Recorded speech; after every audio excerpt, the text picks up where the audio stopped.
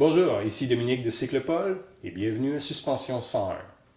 Aujourd'hui, je vais vous faire un petit exposé bref qui va permettre de démystifier un peu la suspension. Comme vous le savez, les suspensions sont devenues de plus en plus performantes, mais incidemment aussi de plus en plus complexes. Alors, on va aborder les 4 grands termes, c'est-à-dire on va parler du ressort, on va parler de la précontrainte, on va parler de l'amortissement, de même que le rebond. Le ressort.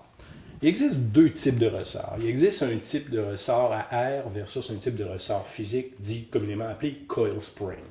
Dans le cas présent, sur ce vélo-ci, on a un choc à l'air.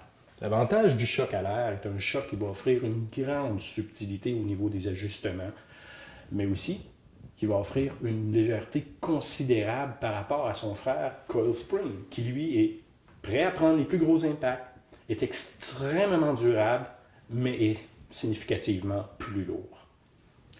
Deuxième thème, la précontrainte. La précontrainte est le pourcentage de votre suspension arrière et de votre suspension avant qui s'engage lorsque vous et votre équipement vous vous asseyez sur la selle. Cette précontrainte permet à la roue arrière, de même que la roue avant, de garder un contact constant avec le sol, ce qui vous assure une bonne traction et une bonne mesure de contrôle aussi. Au niveau de la précontrainte, en cross-country, on va varier à peu près de 10 à 20 %, de 20-25 % en enduro et de 25 à 35 % où on va trouver le free ride, de même que la descente. Ensuite, l'amortissement.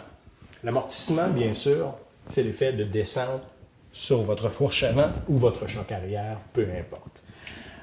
Dans le cas présent, si vous avez un ajustement qui est trop rapide, la fourche va avoir tendance à être trop lente au niveau de ses réactions. Alors que si vous avez un amortissement qui est beaucoup trop serré ou trop rapide, vous allez avoir un contrôle qui va être très brouillon sur votre vélo.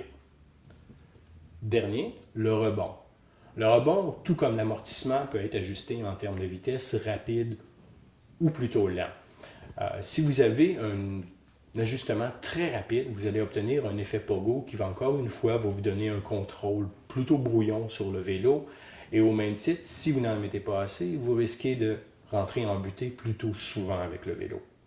Alors, ce sont les 4 grands thèmes de façon générale que vous devez connaître. Maintenant, pour vous montrer comment ajuster ça, je vais inviter Pierre-Paul, le gérant de la boutique, qui va me donner un petit coup de main. Alors, ce que l'on va faire, je vais embarquer sur le vélo. Pierre-Paul le tient pour moi. Ce que l'on va faire, c'est qu'on va l'activer un peu et Pierre-Paul active la suspension avant pour la faire caler. Il va redescendre. Ici, on va retravailler la même chose. On replace les rings. Je vais débarquer du vélo. Merci Pierre-Paul. Et là, on va voir quel pourcentage de la précontrainte, autant avant que arrière, s'est engagé sur le vélo. À ce moment-là, si vous voulez augmenter la précontrainte, vous allez diminuer le volume d'air à l'intérieur des chocs et vice-versa. C'est ce qui va vous assurer une bonne mesure de contrôle. Finalement, pour ce qui est de l'amortissement, de même que le rebond, ça, ce sont des ajustements qu'on vous suggère fortement de faire sur le sentier lui-même. Parce que ce sont des choses que vous devez faire très progressivement et même, j'irais même plus loin. Je vous dirais même, il n'est pas fou de se traîner un petit carnet noir pour noter les ajustements que vous avez faits.